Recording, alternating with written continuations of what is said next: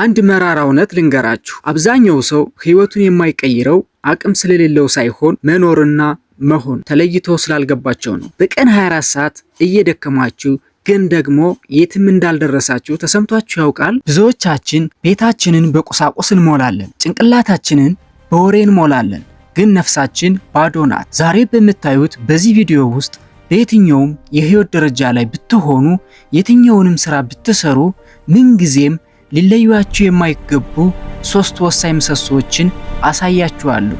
እነዚህን 3 ነገሮች የያዘ ሰው በበረሃ ውስጥ እንኳን ቢሆን ስኬትን ያበቅላል። ከሌሉት ግን በወርቅ መካከል ቢቀመጥም ድሃ ነው። ወደ ዝርዝሩ ከመሄዳችን በፊት ለራሳችሁ ቃል ግቡ። ዛሬ የምትሰሙትን ነገር በወረቀት ብቻ ሳይሆን በልባችሁ ትጽፉታላችሁ።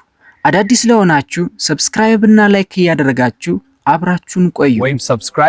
አንደኛ፣ ግልጽ የሆነ ለምን። ብዙዎቻችን ጠዋት ከእንቅልፋችን ስንነሳ የምናስበው ስለ ምን ኋት ነው። ምን መስራት አለብኝ፣ ምን መብላት አለብኝ፣ ምን መግዛት አለብኝ ብለን እንጨነቃለን። ነገር ግን ለምን ኋይ የሚለውን ጥያቄ ዘንግተነዋል። ለምን የሚለው ጥያቄ የህይወትህ የነዳጅ ማጠራቀሚያ ወይም ሞተር ነው። መኪና ውጫዊ ገጽታው ምን ያህል ያማረ ቢሆን ሞተር ከሌለው ግን ከቆመበት ንቅንቅ አይልም። ያንተም ህይወት እንዲሁ ነው። ምን የምትሰራው ስራ ውጤት ነው። ገንዘብ፣ ዲግሪ፣ ቤት እንዴት የምትሰራበት መንገድ ነው። ትጋት፣ ቴክኒክ። ለምን ግን ስራውን የምትሰራበት ምክንያት ነው። ብዙ ሰው ስኬታማ የማይሆነው ጎበዝ ስላልሆነ አይደለም። ፈተና ሲመጣ የሚገፈው ውስጣዊ ምክንያት ስለሌለው ነው። ለምን የሚለው ጥያቄ ከገንዘብ በላይ መሆን አለበት። ምክንያቱም ገንዘብ ሲጠፋ ስራህን ታቆማለህ። ለምንህ ግን ጠንካራ ከሆነ በባዶ ሆድህም ቢሆን ተራራ ትገፋለህ። የቪክቶር ፍራንክል አስገራሚ ታሪክ እስኪ ይህን አስቡት። ቪክቶር ፍራንክል የተባለ የስነ ልቦና ባለሙያ በሁለተኛው የዓለም ጦርነት ወቅት በናዚ እስር ቤቶች ውስጥ ነበር። በዚያ የጭካኔ ቦታ ሰዎች በረሃብና በድካም የሚረግፉበት ሁኔታ፣ እሱ ግን በህይወት ተረፈ። እንዴት? ምክንያቱም እሱ ጠላቶቹ ሊነጥቁት የማይችሉት አንድ ለምን ነበረው። ከዚህ እስር ቤት ወጥቼ በእስር ላይ ስላለው የሰው ልጅ ስነ ልቦና ለዓለም አስተምራለሁ የሚል ታላቅ ዓላማ ነበረው። ይህ ዓላማው ከስቃዩ በላይ በረታለት። እሱ እንዳለው የሚኖርበት ለምን ያለው ሰው ማንኛውም እንዴት መቋቋም ይችላል? ዛሬ ራሳችሁን ጠይቁ። ንግድ የምትሰሩት ለምንድን ነው? ትርፍ ለማግኘት ብቻ ነው ወይስ የሰዎችን ችግር ለመፍታት? የምትማሩት ለምንድን ነው? ወረቀት ለመያዝ ነው ወይስ አእምሯችሁን ነፃ ለማውጣት? ለምንህ ስልጣኔ፣ ቤተሰብ መርዳት ወይም ለሀገር አሻራ መተው ነው ብለህ ስትነሳ ድካም አይሰማህም። ድካም የሚሰማን ለምን እንደምንለፋ ግልጽ በማይሆንልን ጊዜ ነው። አብዛኛው ሰዎች የሚጀምሩት ከውጭ ወደ ውስጥ ነው። ስኬታማ ሰዎች ግን የሚጀምሩት ከውስጥ ወደ ውጭ ነው። ለምን የሚለው ቃል መከላከያ ጋሻ ነው። ሰዎች ሲተቹህ፣ ስራ ሲበላሽብህ ወይም ተስፋ ስትቆርጥ ወደ ኋላ ተመልሰህ ለምን ጀመርኩት ብለህ ስትጠይቅ የሚመጣው መልስ መልሶ ቀጥ ያደርግሃል። ዛሬ ማታ ከመተኛታችሁ በፊት ለምታደርጉት ትልቁ ስራችሁ 3 ምክንያቶችን ከገንዘብ ውጭ የሆኑ ወረቀት ላይ ጻፉ። ሁለተኛ፣ የማይናወጥ ዲሲፕሊን። ዓላማ ወይም ለምን ቢኖራችሁም እንኳን ያንን ዓላማ ወደ እውነት የሚቀይር ድልድይ ከሌላችሁ ዋጋ የለውም። ያ ድልድይ ደግሞ ዲሲፕሊን ይባላል። ብዙ ሰው ስኬት የሚመጣው በልዩ ተሰጥኦ ወይም በእድል ይመስለዋል። ነገር ግን እውነታው ተቃራኒ ነው። ስኬት የዲሲፕሊን ውጤት ነው። ዲሲፕሊን ማለት መደረግ ያለበትን ነገር መደረግ ባለበት ሰዓት ስሜታችን ቢፈቅድም ባይፈቅድም የማድረግ ችሎታ ነው። ስሜት ሞቲቬሽን ቨርሰስ ዲሲፕሊን። ስሜት እንደ ሻማ እሳት ነው። በትንሽ ንፋስ በትንሽ ችግር ሊጠፋ ይችላል። ዛሬ ተነቃቅተህ ነገ ደከመኝ ልትል ትችላለህ። ዲሲፕሊን ግን እንደ ፀሐይ ነው። ደመና ቢጋርደውም እንኳ መኖሩና ሙቀቱ አይቀሬ ነው። የ99 ነገሮች ጠላት። ዲሲፕሊን ማለት ቀደም ብለን እንዳየነው አንድ ነገር ላይ ትኩረት ማድረግ ነው።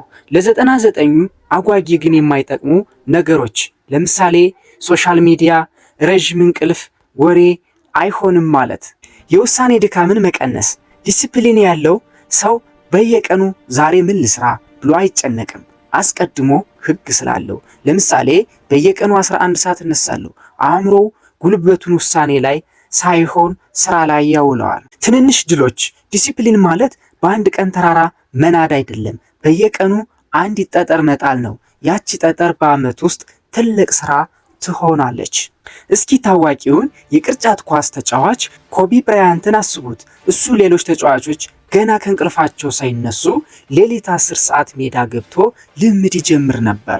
ተሰጥኦ ነበረው። አዎ፣ ግን እሱን ታላቅ ያደረገው ተሰጥኦ ሳይሆን ለ20 ዓመታት ያለማቋረጥ ያሳየው ያ የማይናወጥ ዲሲፕሊን ነው። ዲሲፕሊን እንዲኖራችሁ ከፈለጋችሁ በትልቁ አትጀምሩ። በትናንሽ ነገሮች ራስህን እዘዝ። ስልክህን ሳትነካ 30 ደቂቃ በማንበብ ጀምር። እነዚህ ትናንሽ ድሎች አእምሮህ ትላልቅ ነገሮችን እንዲታዘዝ ያሰለጥኑታል። ዲሲፕሊን ነፃነት ነው። ብዙ ሰው ዲሲፕሊን ራስን ማሰር ይመስለዋል። ነገር ግን ዲሲፕሊን ያለው ሰው ከድህነት ከበሽታና ከስንፍና ነፃ ነው። ዲሲፕሊን የሌለው ሰው ግን የስሜቱ ባሪያ ነው። አጭር መንገድ የለም። በቪዲዮ ላይ ስኬት የሚገኘው አድካሚውንና ሰልቺውን ስራ ደጋግሞ በመስራት ውስጥ መሆኑን በደንብ አጽንዖት ስጥበት። 3ኛ ቀጣይነት ያለው ትምህርት። ዓላማ ቢኖራችሁ በዲሲፕሊን ብትተጉ፣ ነገር ግን አእምሯችሁን በየቀኑ ካላሳደጋችሁት ስኬታችሁ ጣሪያ ይኖረዋል። ዓለም በየሰከንዱ እየተቀየረች ባለችበት በዚህ ዘመን መማር ያቆመ ሰው መኖር ያቆመ ሰው ነው። ዛሬ የምናየው 3ኛውና ወሳኙ ነጥብ የእድገት አስተሳሰብ ነው። ግሮውዝ ማይንድ ሴት ይባላል። እድገት ማለት ትላንት ከነበርክበት ማንነት ዛሬ ቢያንስ 1% የተሻለ መሆን ማለት ነው። አእምሮ እንደ ጡንቻ ነው። ጡንቻ ስፖርት ካልሰራ እንደሚዝል ሁሉ አእምሮም አዲስ እውቀት ካልሰጡት ይዛጋል። ብዙ ሰዎች ትምህርት ቤት ሲጨርሱ መማርን ያቆማሉ። ስኬታማ ሰዎች ግን መቃብር እስኪገቡ ድረስ ተማሪዎች ናቸው። ውድቀት እንደ ትምህርት፣ እድገት የሚመጣው ስህተት ከመስራትና ከዚያ ስህተት በመማር ነው። ተሸነፍኩ ከማለት ይልቅ ተማርኩ የሚል አስተሳሰብ መያዝ የትልቅነት ምልክት ነው። አስገራሚው የዋረን ባፌት ምሳሌ። የዓለማችን ቁጥር 1 ባለሀብት ዋረን ባፌት እድሜው በ90ዎቹ ውስጥ ቢሆንም አሁንም በቀን 500 ገጾችን ያነባል።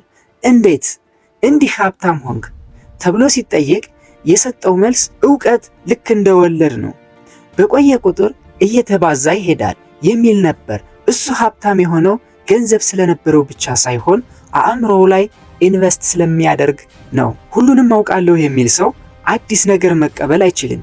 ሁልጊዜ ለመማር ዝግጁ የሆነና ትሁት አእምሮ ይኖራችሁ። አካባቢን መምረጥ። እድገት የሚመጣው ከሚበልጡ ሰዎች ጋር ስትቀመጥ ነው። ካንተ በታች ካሉ ሰዎች ጋር ብቻ የምትውል ከሆነ ፈጽሞ አታድግም። እድገታችሁን ለመጀመር ዛሬውኑ እነዚህን 3 ነገሮች አድርጉ። ያንብቡ። በቀን 10 ገጽ ብቻ ማንበብ በአመት ውስጥ 12 መጽሐፍትን እንድትጨርሱ ያደርጋችኋል። አድምጡ። በማይረባ ወሬ ፋንታ ብሮድካስትና ትምህርታዊ ቪዲዮዎችን ስሙ። ተግብሩ። ያወቃችሁትን ነገር ወዲያውኑ ወደ ተግባር ቀይሩት። ዕውቀት ያለ ተግባር ዋጋ የለውም። ህግ 1 በየቀኑ 1% ብቻ ራሳችሁን ካሻሻላችሁ በአመት መጨረሻ ከነበራችሁበት ማንነት 37 እጥፍ የተሻላችሁ ትሆናላችሁ። ይህ የሂሳብ ስሌት ውጤት እንጂ ተራ አባባል አይደለም። ስኬት የውስጥ ማንነት ነጸብራቅ ነው። ውጫዊ ህይወታችሁ፣ ሀብታችሁ፣ ስራችሁ የሚቀየረው የውስጥ ማንነታችሁ ሲያድግ ብቻ ነው። እንግዲህ ወዳጆቼ ህይወት ውድድር አይደለችም፣ ህይወት ጉዞ ናት። በዚህ ጉዞ ላይ ግልጽ ዓላማ ለምን ካላችሁ አቅጣጫ አታጡም። ዲሲፕሊን ካላችሁ አትቆሙም። የመማር ፍላጎት ካላችሁ ደግሞ መቼም አታረጁም። ያስታውሱ፣ ስኬት በአንድ ጀንበር የሚመጣ ታምር ሳይሆን በእነዚህ መሰረቶች ላይ ቆሞ በየቀኑ የሚገነባ ህንፃ ነው። ዛሬ የምጠይቃችሁ ጥያቄ አንድ ነው። ከነዚህ 3 ነገሮች ውስጥ የእናንተ ደካማ ጎን የትኛው ነው? ዓላማ ማጣታችሁ ወይስ ዲሲፕሊን ወይስ መማርን ማቆማችሁ? ኮሜንት ላይ በግልጽ ጻፉልኝ። ስህተታችንን ስናውቅ ነው ማረም የምንችለው።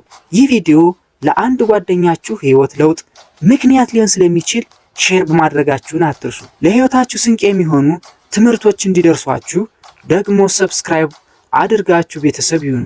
እስከሚቀጥለው ቪዲዮ በትልቅ ዓላማ በጥብቅ ዲሲፕሊንና በማያልቅ እውቀት ኑሩ። ቸር ሰንብቱ። ቻው።